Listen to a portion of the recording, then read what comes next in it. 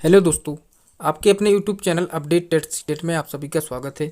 दोस्तों, आज की वीडियो में हम देखने वाले हैं डीएलएड फर्स्ट सेमेस्टर बहुविकल्पीय प्रश्न। यानी दोस्तों, जो कि हम देख रहे हैं डीएलएड फर्स्ट सेमेस्टर विज्ञान के जो वस्तुनिष्ठ प्रश्न हैं उनको देखेंगे। और दोस्तों, जो पिछले वर्षों में पेपर में आए हुए प्रश्न हैं उसको भी हमने इसमें शामिल किया है, और जो महत्वपूर्ण है आपकी परीक्षा की दृष्टि से उसको भी इसमें हम देखते जाएंगे। हर एक प्रश्न को अच्छे से समझेंगे। और दोस्तों, बहुविकल्पीय प्रश्न इससे बाहर आपका नहीं जाएगा। यदि आप टॉपिक वाइज वीडियो देखना चाहते हैं तो दोस्तों आपको अपने चैनल पर जाना होगा, और वहाँ पे दोस्तों डीएलएड फर्स्ट सेमेस्टर विज्ञान करके प्लेलिस्ट है, वहाँ जाकर आप देख सकते हैं। तो चलिए दोस्तों, हम देखते हैं डीएलएड फर्स्ट सेमेस्टर विज्ञान के वस्तुनिष्ठ प्रश्न। देखिए, पहला प्रश्न है आपका कि दही को मथनी द्वारा तीव्र गति से मथने से प्राप्त मक्खन को पृथक करने की विधि का क्या नाम है। यानी जो दही से हम मक्खन निकालते हैं उसको क्या कहते हैं, तो दोस्तों उसको कहते हैं अपकेंद्रक, यानी अपकेंद्रण, यानी कि आपका बी ऑप्शन सही हो जाएगा। फिर देखिए, इसी के अनुसार दूसरा देखते हैं, सुषुप्त पौधा कहा जाता है। यानी सुषुप्त पौधा किसको कहते हैं दोस्तों, तो हम बीज को सुषुप्त पौधा कहते हैं। देखेंगे इसी के क्रम में हम तीसरा प्रश्न, 1 फुट के बराबर होता है। आपको बताना है कि 1 फुट के बराबर कितना होता है। तो देखिए, 1 फुट के बराबर 30.4 यानी कि 48 सेंटीमीटर, आपका डी ऑप्शन सही हो जाएगा। फिर देखेंगे अगला प्रश्न है कि न्यूटन का गति संबंधी कौन सा नियम क्रिया प्रतिक्रिया का नियम है। तो देखिए, जो है तृतीय नियम होता है दोस्तों, वह जो है क्रिया से प्रतिक्रिया। यानी कि दोस्तों आप जानते हैं कि झूला अगर इधर झूलेगा तो फिर वापसी इधर जाता है, फिर इधर जाता है, फिर इधर जाता है। यानी कि दोस्तों जो क्रिया के बदले प्रतिक्रिया होती है उस जो है वह जो है न्यूटन के तृतीय नियम को हम कहते हैं। अब देखिए, अगला प्रश्न है कि बल की इकाई क्या है। तो आपको बताना है कि बल की इकाई क्या है। तो बल की इकाई दोस्तों कौन सी है, डायन, जो कि बी ऑप्शन आपका सही हो जाएगा। इसी के अनुसार देखेंगे तीसरा प्रश्न, छठवां प्रश्न है कि जंतुओं तथा पौधों दोनों में उभयनिष्ठ कौन से लक्षण पाए जाते हैं। यानी प्रजनन या वृद्धि या पोषण, यानी दोस्तों उपरोक्त सभी में जो है उभयनिष्ठ लक्षण पाए जाते हैं। आपका डी ऑप्शन सही हो जाएगा। अब देखेंगे हम दोस्तों सातवां प्रश्न, जंतु होते हैं तो जंतु कैसे होते हैं, परपोषी या स्वपोषी या आ और बा दोनों। तो दोस्तों इसमें देखिए, जंतु होते हैं परपोषी होते हैं, यानी दूसरों पर निर्भर होते हैं। अब देखेंगे हम अगला प्रश्न।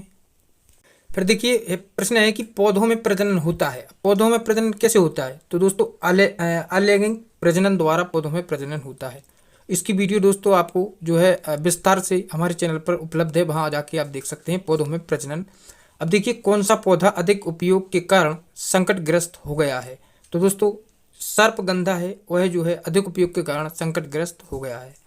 अगला प्रश्न है कि जीवधारियों के नामकरण की द्विपद नाम पद्धति के जनक हैं। तो कौन से हैं दोस्तों, देखिए लीनियस, यानी कि आपका ए ऑप्शन सही हो जाएगा। फिर देखिए दूसरा प्रश्न है कि निम्नलिखित में से कौन सा पौधा वायुमंडल की नाइट्रोजन का स्थिरीकरण नहीं कर सकता। तो कौन सा पौधा है, उसमें आपका गेहूं आ जाएगा। इसी के अनुसार देखिए, आपका 12वां प्रश्न है कि निम्नलिखित में से कौन से पौधे वायु की नाइट्रोजन को नाइट्रेट में बदल देते हैं। तो कौन सा है, इसमें आपके विशिष्ट प्रकार के जीवाणु शामिल हो जाएंगे। अगला प्रश्न है खाद्य श्रृंखला में प्रथम है। तो खाद्य श्रृंखला में प्रथम कौन से हैं, तो दोस्तों हरे पौधे, यानी बी ऑप्शन आपका सही हो जाएगा। अगला प्रश्न है कि जीवधारियों का समूह जो प्रकृति में परस्पर संकरण द्वारा संतान उत्पन्न करता है वह कौन सा है दोस्तों, तो उसमें देखिए जाति आ जाएगी। फिर देखिए अगला प्रश्न है कि जीव द्रव क्या होता है। तो जीव द्रव क्या होगा, एक जो है कोलाइडल घोल होता है, उसको हम जीव द्रव कहते हैं। अगला प्रश्न है कि मेंडल ने अपने अनुवांशिकता के प्रयोग से जिस पौधे पर प्रयोग किया था उसका नाम क्या है। तो दोस्तों उसका नाम मटर है, मटर पर ही जो है मेंडल ने प्रयोग किया था। अगला प्रश्न है कि पादप कौन सी पहचान है। तो दोस्तों इसमें आपका कोश का भित्ति, यानी बी ऑप्शन सही हो जाएगा। अब देखिए आपका प्रश्न है कि स्वतः जनन सिद्धांत का प्रतिपादन करने वाले वैज्ञानिक का क्या नाम है। दोस्तों मोस्ट इंपॉर्टेंट प्रश्न है, इसमें आपका बोन हेलमोंट आ जाएगा। अब देखिए अगला प्रश्न है कि स्तंभ कंटक तने के रूपांतरण है, क्योंकि दोस्तों इसमें ये देखिए एक कक्षस्थ कालिका से विकसित होते हैं तथा इन पर पर्व तथा पर्व संधियां होती हैं, इसलिए यह जो है तने के रूपांतरण होते हैं। अगला प्रश्न है कि अंगूर में प्रतान रूपांतरण है। तो इसमें आपका तने का, यानी कि दोस्तों तने का प्रतांत रूपांतरण होता है। अगला प्रश्न है कि गेहूं की जड़ में संवहन पुल किस प्रकार के होते हैं। तो इसमें आपका देखिए एक घेरे में आर्य एवं बाह्य आदि द्वारों होते हैं। अगला प्रश्न है कि तना प्रतान का उदाहरण है। तो इसमें आपका अंगूर आ जाएगा। अगला प्रश्न है कि एक बीजपत्री जड़ों में संवहन बंडलों की संख्या होती है। तो इसमें कितनी होती है, 8 आपका, यानी कि सी ऑप्शन सही हो जाएगा। अगला प्रश्न है कि किस प्रकार के जल को अवशोषित कहते हैं? तो दोस्तों इसमें आपका कोशिका जल आ जाएगा। अगला प्रश्न है, देखिए इसमें केशिका जल होगा। अगला प्रश्न है कि जड़ों द्वारा अवशोषित जल पत्तियों तक पहुंचाता है, तो इसमें आपका जाइलम हो जाएगा। अब देखिए इसको आपको याद रखना है। अगर बात की जाए जल की, यानी जब से आप पूछा जाए जल, तो इसमें आपका देखिए यहाँ पे आपका जल छुपा हुआ है, यहाँ पे देखिए जा भी है और इस पे ला भी है, यानी जाइलम। तो इसमें दोनों है, तो इसको आप ध्यान रखिए कि जाइलम द्वारा जो है पत्तियों तक जल पहुँचता है। अगला प्रश्न है कि मैनग्रोव पौधे की जड़ें वातावरण से ऑक्सीजन किसकी सहायता से प्राप्त करती हैं? तो देखिए मैनग्रोव की जड़ें, यह जो है न्यूमोटोकोर द्वारा ऑक्सीजन पहुंचता है। अगला प्रश्न है कि सबसे अधिक जल अवशोषण की क्रिया कौन करता है? तो दोस्तों इसमें आपका मूलरोम प्रदेश में हो जाएगा कि जल अवशोषण सबसे अधिक होता है। अगला प्रश्न है द्विबीजपत्री जड़ में संवहन बंडल होते हैं, तो दोस्तों आर्यो और एंडार्क आपका सही आंसर हो जाएगा। देखेंगे अगला प्रश्न है। अगला प्रश्न है कि मूसला जड़ पाई जाती है, तो मूसला जड़ किसमें पाई जाती है? तो इसमें आपका सरसों यानी बी ऑप्शन सही हो जाएगा। दोस्तों मूसला जड़ यानी कि जो मोटी जड़ होती है वह सरसों की होती है। अगला प्रश्न है कि बरगद में पौधों की शाखाओं से लटकने वाली जड़ें होती हैं, तो इसमें आपको स्तंभ जड़ें कहेंगे इसको।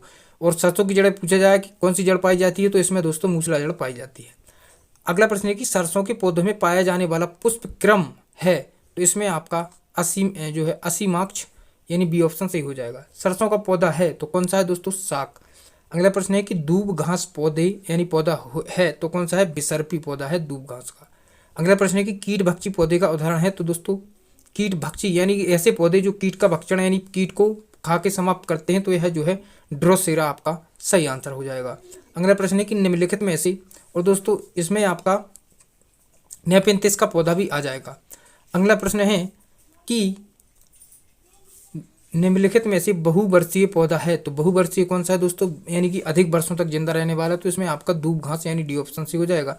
अगला प्रश्न है कि पत्तियों से भोज्य पदार्थों को स्थानांतरित करने वाला ऊतक है, यानी पत्तियों को, देखिए इसमें ध्यान रखिए, पत्तियों से भोज्य पदार्थ यानी भोज्य पदार्थ की बात की जाए तो इसमें आपका फ्लोएम आ जाएगा।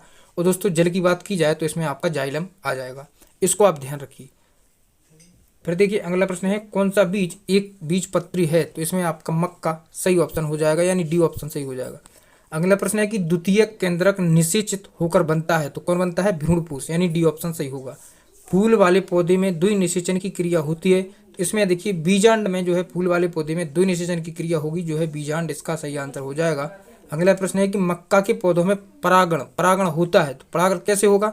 इसमें वायु द्वारा होता है दोस्तों, यानी कि मक्का का पौधा होता है उसमें वायु द्वारा परागण होता है, जो इधर से उधर उड़ जाते हैं और इस प्रकार से परागण की क्रिया हो जाती है। देखेंगे अगला प्रश्न है।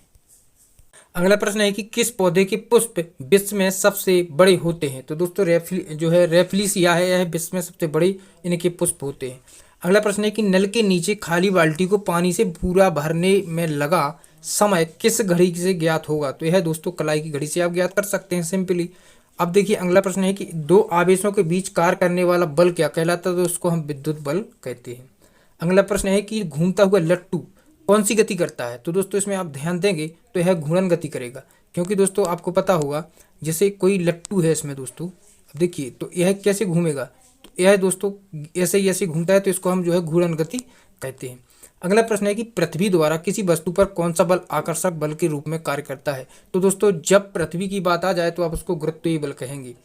और इस प्रकार से देखेंगे। अगला प्रश्न है कि पृथ्वी का घूमना किस गति का उदाहरण है, तो पृथ्वी का घूमना दोस्तों घूर्णन गति, क्योंकि दोस्तों जब इस आकार में पृथ्वी घूमती है तो इसको हम घूर्णन गति कहते हैं। अगला प्रश्न है कि बल का सूत्र क्या है, तो बल का सूत्र है द्रव्यमान इंटू त्वरण। अगला प्रश्न है कि GCS पद्धति के अनुसार बल का मात्रक क्या है, तो दोस्तों इसमें आपको बल का मात्रक बताना है, जो कि आपका डायन ऑप्शन सही हो जाएगा। अगला प्रश्न है कि निम्नलिखित में से कौन सी घटना गुरुत्व बल का उदाहरण नहीं है, तो दोस्तों देखिए गुरुत्व बल का उदाहरण नहीं है पूछा है, इसको ध्यान रखिए। इसमें भी प्रश्न भी नेगेटिव होगा कि समतल पर गाड़ी को ढकेलना गुरुत्व बल का उदाहरण नहीं हो सकता है, क्योंकि गुरुत्व बल का क्या होगा, जो कि धरती उसको गुरुत्वाकर्षण शक्ति की जो विरुद्ध में काम करता है उसको हम गुरुत्वीय बल कहते हैं। अगला प्रश्न है कि निम्नलिखित में से कौन सा पेशीय दल का उदाहरण नहीं है, इसमें भी दोस्तों नेगेटिव पूछा है तो उत्तर भी नेगेटिव होगा, यानी नहीं है, यानी कि कौन सा, देखिए पेशीय दल का उदाहरण, तो इसमें सेब का पेड़ से गिरना, यह गुरुत्वाकर्षण शक्ति की जो है जो है के समर्थ में काम करता है। तो दोस्तों यह सेब का गिरना, यानी कि जब सेब गिरेगा तो पृथ्वी की गुरुत्वाकर्षण शक्ति उसको नीचे की तरफ खींचेगी। इस प्रकार से आपका जो है बी ऑप्शन सही हो जाएगा। हम देखेंगे अगला प्रश्न है। फिर देखिए अगला प्रश्न है कि शुद्ध पदार्थ वे पदार्थ हैं जो कौन से हैं, जिनमें सभी अणु समान प्रकृति के हों वह शुद्ध पदार्थ होंगे। अगला प्रश्न है MKS पद्धति के अनुसार बल का मात्रक। तो दोस्तों MKS पद्धति में जो है बल का मात्रक क्या होगा दोस्तों, इसमें आपका न्यूटन सही आंसर हो जाएगा। अगला प्रश्न है जब कोई वस्तु सदैव एक तरल रेखा में गति करती है, ध्यान दीजिए, तो उसकी कौन सी गति होती है। जब दोस्तों देखिए कोई वस्तु है वह इस प्रकार से गति करती है तो उसको हम क्या कहेंगे, इसको हम रेखीय गति तो कहेंगे। तो दोस्तों इसमें आपका डी ऑप्शन सही हो जाएगा। फिर देखिए घूर्णन, अब इसमें देखिए जो घूर्णन की तरह काम करता है उसको हम घूर्णन गति कहेंगे। और वृत्त, अब वृत्त समझ सकते हैं, वृत्त द्वारा जो गति करेगा उसको वृत्त कहेंगे। दोलन गति क्या होती है, मतलब दोस्तों इधर से इधर जाएगा और फिर इधर से इधर आएगा, इसको हम दोलन गति कहेंगे। अगला प्रश्न देखेंगे जब कोई वस्तु अपने अक्ष के चारों ओर घूमती है, देखिए चारों ओर घूमती है, उसकी यह कौन सी गति है। तो दोस्तों जब चारों ओर घूमेगी तो वह घूर्णन गति ही कहलाएगा आपका। देखिए दोलन गति तो एक मतलब विपरीत दिशा में घूमती है, जैसे कि पहले इधर जाएगा फिर इधर आएगा, इस प्रकार से यह दोलन गति होगी। रेखी गति अभी हम पढ़ चुके हैं, जो सीधी रेखा में गति करती है उसको हम रेखी गति कहेंगे। अगला प्रश्न है कि कुम्हार के चाक में जो गति होती है वह क्या है। तो दोस्तों कुम्हार का चाक कैसे घूमता है, कुम्हार का जो चाक होता है वह इस प्रकार से गोल गोल घूमेगा, तो उसको हम क्या कहेंगे, घूर्णन गति कहेंगे। तो इतना तो आप जो है समझ ही सकते हैं। अगला प्रश्न है कि कोल्हू में जुड़े बैल दो गति करते हैं। देखिए कोल्हू के बैल जो होते हैं वह वृत्तीय गति करेंगे।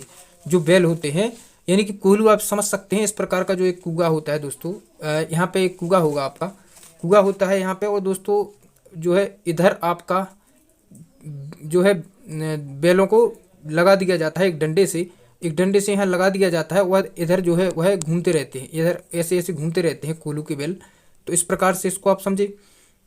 चलती ट्रेन में गति कौन सी होगी। तो दोस्तों ट्रेन जब चलती है तो वह ऐसे ऐसे तो चलती नहीं होगी, वह सीधी चलती है, तो वह कौन सी गति होगी, आप सीधी खुद समझ सकते हैं कि वह रेखी गति कहलाएगा। अब देखेंगे हम अगला प्रश्न, एक कार जब सड़क पर दौड़ती है तो किस प्रकार की गति करेगी। सिंपली है दोस्तों, रेखीय गति करेगी, क्योंकि कार सीधी गति में जाती है। अगला प्रश्न है कि समय का मानक मात्रक कौन सा है। तो समय का मानक मात्रक दोस्तों सेकंड होगा। आप इसमें समझ सकते हैं कि समय घंटा हो नहीं सकता, दिन हो नहीं सकता, मिनट हो नहीं सकता, इसमें सबसे छोटी यूनिट सेकंड है, तो सेकंड ही होगा। किसी वस्तु की तल का क्षेत्रफल का मात्रक है। अब देखिए इसमें ध्यान दीजिए, तल का क्षेत्रफल, तो इसमें कौन सा होगा आपका, तो इसमें आपका वर्ग मीटर, यानी कि आप किसी भी क्षेत्रफल को मीटर स्क्वायर में ही मापते हैं तो आपका जो है मात्रक मीटर स्क्वायर होगा। अब देखेंगे हम अगला प्रश्न है। अगला प्रश्न है कि द्रव्यमान का मात्रक क्या है। तो द्रव्यमान का आपको मात्रक बताना है दोस्तों। द्रव्यमान का क्या होगा, तो किलोग्राम ही जो है द्रव्यमान का मात्रक होगा। अगला प्रश्न है कि द्रव्यों का आयतन मापते हैं, द्रव्यों का जो है आयतन आप किस में मापेंगे। तो दोस्तों जैसे द्रव यानी कि जैसे मान लीजिए पानी है, दूध है, तेल है, और जो भी द्रव है इन सबको हम लीटर में मापते हैं, तो दोस्तों लीटर हो जाएगा। अगला प्रश्न है कि फुटबॉल मैच खेलने के लिए समय का ज्ञान आप किस घड़ी से करेंगे। तो दोस्तों इसमें आपका विराम घड़ी से आपके जो है इसका अनुमान लगाएंगे। अगला प्रश्न है कि जिस ताप पर द्रव का वाष्प दाब वायुमंडलीय दाब के बराबर हो जाता है उस ताप को हम कहते हैं, तो क्या कहते हैं दोस्तों, क्वथनांक आपका सही आंसर हो जाएगा। किसी विलयन में संघनन तथा वाष्पन द्वारा शुद्ध द्रव प्राप्त करने की विधि कहलाती है। तो दोस्तों इसमें आपका जो है आसवन सही हो जाएगा। देखिए विलयन में संघनन एवं वाष्पन की क्रिया, इसको आप आसवन कहेंगे। अगला प्रश्न है कि वाष्प के द्रव में बदलने की प्रक्रिया संघनन होती है। अगला प्रश्न है वायु है, तो आप बताएंगे वायु क्या है। दोस्तों इसमें समांगी मिश्रण है वायु में। अगला प्रश्न है कि बालू और लोहे की छीलन को अलग अलग किस विधि द्वारा करते हैं। तो दोस्तों देखिए आप समझ सकते हैं कि जो बालू होता है वो लोहे होते हैं, उसमें आप जो है चुम्बक को डालेंगे तो बालू को वह छोड़ देगा और जो है लोहे को जो है अपनी ओर आकर्षित कर लेगा, तो इसमें चुंबकीय पृथक्करण आपका सही आंसर हो जाएगा।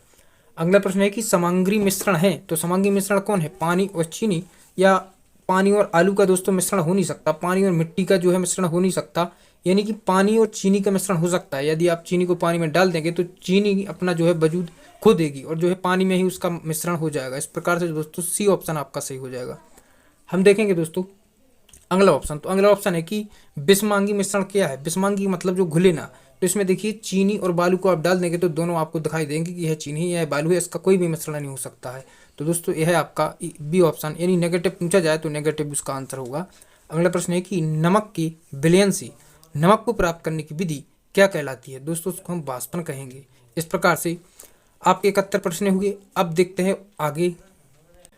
फिर देखिए आपका अगला प्रश्न है कि मिश्रण में विलेय और अविलेय पदार्थ को पृथक करना क्या कहलाता है? तो सबसे पहले आप समझिए विलेय क्या होता है दोस्तों।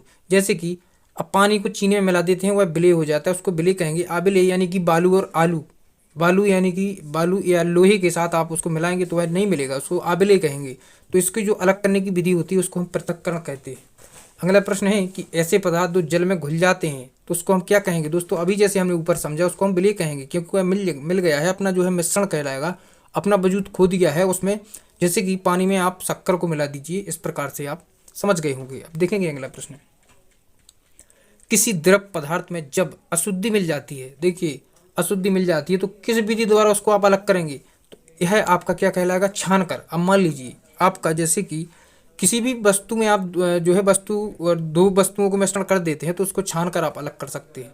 अगला प्रश्न है, देखिए इनमें आपका किसी और विधि से भी आप कर सकते हैं, परंतु जो विधि इसमें सबसे शुद्ध दी होगी, सबसे उचित दी होगी, उसको आपको सही लगाना है।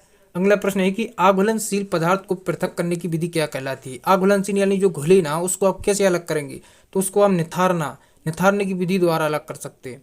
अगला प्रश्न है कि कोई पदार्थ गर्म करने पर जब वह सीधे गैस में परिवर्तित हो जाता है तो ऐसी प्रक्रिया क्या कहलाती है? देखिए इसमें ध्यान दीजिए, कोई पदार्थ आप गर्म करेंगे तो वह सीधे गैस में परिवर्तित हो जाएगा, तो इस क्रिया को हम क्या कहेंगे? ऊर्ध्वपातन कहते हैं दोस्तों। फिर देखिए अगला प्रश्न है कि उपापचय क्रिया कितने प्रकार की होती है? तो सिंपली है, 2 प्रकार की होती है। अगला प्रश्न है कि पत्तियों द्वारा कायिक प्रवर्धन कैसे होता है? तो दोस्तों यह आपका जो है देखिए ब्रायोफिल्म द्वारा कायिक प्रवर्धन होता है। अगला प्रश्न है कि भोजन संचयन के लिए अपस्थानिक जड़ का रूपांतरण होता है, तो ऐसे कैसे होगा दोस्तों? पर्णाभ स्तंभ द्वारा यह अपस्थानिक जड़ों का रूपांतरण होता है।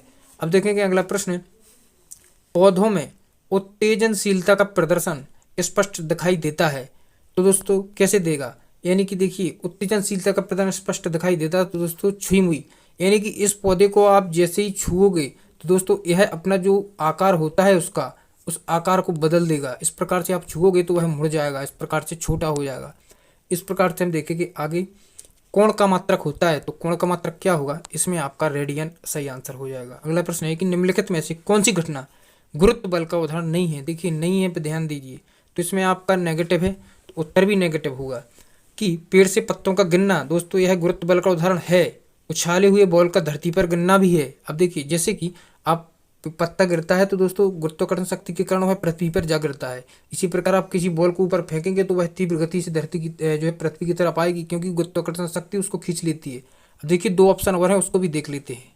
फिर देखिए सी ऑप्शन है कि समतल पर गाड़ी का ढकेलना। अब देखिए समतल पर जब गाड़ी को ढकेलेंगे तो दोस्तों यहाँ पे आपका गुरुत्वाकर्षण शक्ति का कोई भी कार्य नहीं हो रहा है। इस प्रकार से आपका जो है यह सी ऑप्शन ही सही हो जाएगा, क्योंकि और देखिए पहाड़ी पर पत्थर टूटकर नीचे गिरना भी, लुढ़कना भी जो है गुरुत्वाकर्षण शक्ति का समरूप है। यह जो है सी ऑप्शन आपका सही हो जाएगा। यानी प्रश्न नेगेटिव है तो प्रश्न जो ऑप्शन भी नेगेटिव होगा।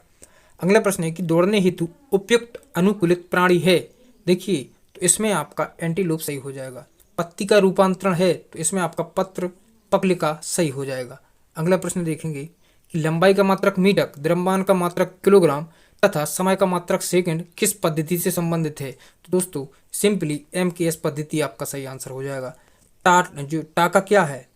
तो दोस्तों टाका क्या है? तो इसमें देखिए सिलाई करने की विधि को हम टाका कहते हैं। अगला प्रश्न है कि निम्नलिखित में से उभयचर कौन से जो है प्राणी हैं? उभयचर यानी कि कछुआ आपका जो है, उभयचर का मतलब होता है दोस्तों कि बाहर भी वह रह सकता है और पानी में भी रह सकता है, इसको हम उभयचर कहते हैं। तो दोस्तों इसमें आप सिंपली कह सकते हैं खरगोश पानी में रह नहीं सकता, चूहा गाय पानी में रह नहीं सकती, तो इसमें आपका बचक कछुआ, तो आपका कछुआ इज राइट आंसर। अगला ऑप्शन है, प्रश्न है कि निम्नलिखित में से कौन सा मछली का अनुकूलन अंग है? तो अनुकूलन अंग कौन सा है? फेफड़ा। यानी कि दोस्तों कहाँ से सांस लेती है? तो वह फेफड़े द्वारा ही सांस लेती है। अगला प्रश्न है निम्नलिखित में से यौगिक है, यौगिक क्या है? तो दोस्तों यौगिक क्या है? जल है। निम्नलिखित में से अगला प्रश्न है कि कौन सी विधि घुलनशील ठोस पदार्थों को द्रव से पृथक करती है? यानी घुलनशील पदार्थों को द्रव से अलग कौन करता है? तो इसमें आपका वाष्पीकृत सही आंसर हो जाएगा। अगला प्रश्न है कि किसी धातु के तल के क्षेत्रफल का मात्रक है, यानी कि किसी धातु के तल का क्षेत्रफल का मात्रक क्या है दोस्तों, तो इसमें आपका वर्ग मीटर यानी मीटर स्क्वायर सही आंसर हो जाएगा। मछली में श्वास लेने की जो है मछली में श्वास लेने के लिए कौन सा अंग पाया जाता है, तो दोस्तों इसमें देखिए गलफड़ा द्वारा ही वह सांस लेती है। फिर देखेंगे हम अगला प्रश्न है। अगला प्रश्न है आपका कि घुलनशील ठोस पदार्थों को द्रव से पृथक करने की विधि क्या है। देखिए इसमें ध्यान दीजिए, ठोस पदार्थों को द्रव से अलग करने की विधि क्या कहलाती है दोस्तों, वाष्पन कहलाती है। आप ठोस पदार्थों को द्रव से कैसे अलग करेंगे, तो वाष्पन द्वारा ही कह सकते हैं। देखिए पहलवान को भार उठाने में लगने वाला बल क्या कहलाएगा, तो उसको हम पेशीय बल कहेंगे, क्योंकि दोस्तों पेशी आप खुद समझ सकते हैं कि जब वो उठाएगा तो उसकी पेशियों में तनाव आएगा, तो उसको हम पेशीय बल कहेंगे। फिर देखिए अगला प्रश्न, चने के बीज में दो हल्के पीले रंग की संरचनाओं का नाम क्या है, यानी कि संरचना का नाम क्या है दोस्तों, तो इसमें आपका बीज पत्र सही आंसर हो जाएगा। फल का पेड़ से गिरना उदाहरण है, तो गुरुत्व बल का है, सिंपली है। देखिए कोई भी प्रश्न आपसे ऐसा पूछा जाता है जो ऊपर से नीचे की तरफ आता है, उसमें आपका गुरुत्वीय सही हो जाएगा, गुरुत्वीय बल ही होगा, चाहे पत्थर गिर रहा हो, चाहे बॉल, चाहे कुछ भी हो, पृथ्वी की तरह जो आकर्षित होता है उसको हम गुरुत्वीय बल कहते हैं। बालू व लोहे की छीलन को पृथक करने की विधि चुंबकीय पृथक्करण द्वारा होती है, आपको हम बता चुके हैं। देखिए 2019 में पूछा गया प्रश्न है। पत्ती द्वारा जनक होता है, जनन दोस्तों यहाँ पे जनन होगा, यानी कि अजूबा में। तो दोस्तों इस प्रकार देखिए अगला उभयचर जंतु है, उभयचर कौन सा है, देखिए वहाँ पे देखा था हमने कछुआ, यहाँ पे देखेंगे मेढक जो बाहर और पानी दोनों जगह रह सकता है। अब देखिए 2019 में पूछा गया प्रश्न है। अगला है कि द्रव्यमान का मात्रक है, मानक मात्रक, तो द्रव्यमान का कौन सा है, किलोग्राम। तो दोस्तों इसको भी हम देख चुके हैं। तो दोस्तों ये एमकेएस पद्धति के जितने भी जो मानक मात्रक हैं उनको आप अच्छे से याद करके रखिए, सभी पूछे जाते हैं। देखिए सभी प्रश्न आपके पिछले ईयर में पूछे गए हैं। तो दोस्तों मैं चाहूँगा कि आप अच्छे से इनका एनालिसिस करें और समझें। फिर देखिए आपके अतिलघु उत्तरीय प्रश्न आ जाते हैं। तो दोस्तों अतिलघु उत्तरीय प्रश्नों को मैं अगली वीडियो में डिस्कस कर दूंगा, क्योंकि वीडियो काफ़ी लंबी हो जाएगी। यदि आप टॉपिक वाइज देखना चाहते हैं तो इन सभी को हमने डिस्कस किया है अपने चैनल पर। दोस्तों सब्सक्राइब नहीं किया है तो आप जरूर सब्सक्राइब करें, क्योंकि इन सब जो है अतिलघु उत्तरीय प्रश्न है और बहुविकल्पी प्रश्न है, हर एक जो है सब्जेक्ट के मैं शेयर करूँगा। तो दोस्तों ताकि आपसे कोई भी वीडियो ना छूटे। तो दोस्तों मिलते हैं अगले वीडियो में, और अगर अच्छे से पसंद आई तो लाइक ज़रूर करें, और फिर मिलते हैं। जब तक ध्यान रखिए, थैंक यू।